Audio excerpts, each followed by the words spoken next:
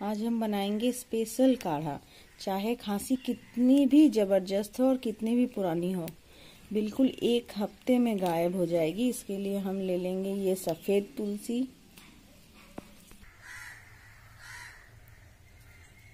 ले लेंगे काली तुलसी, ये है बासक का प्लांट जो मैंने पहले भी दिखाया था। इसके 4-5 पत्ते ले लेंगे।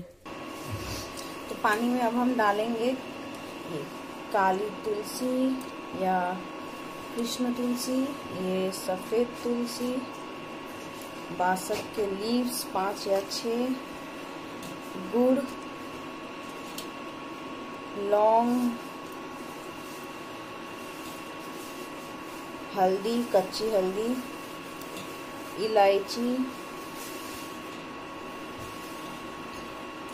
काली मिर्च और डालेंगे अदरक। अब इसको अच्छे से बॉईल कर लेंगे ताकि ये पानी आधा हो जाए, तब तक इसको अच्छे से बॉईल करेंगे। तो ये हो चुका है।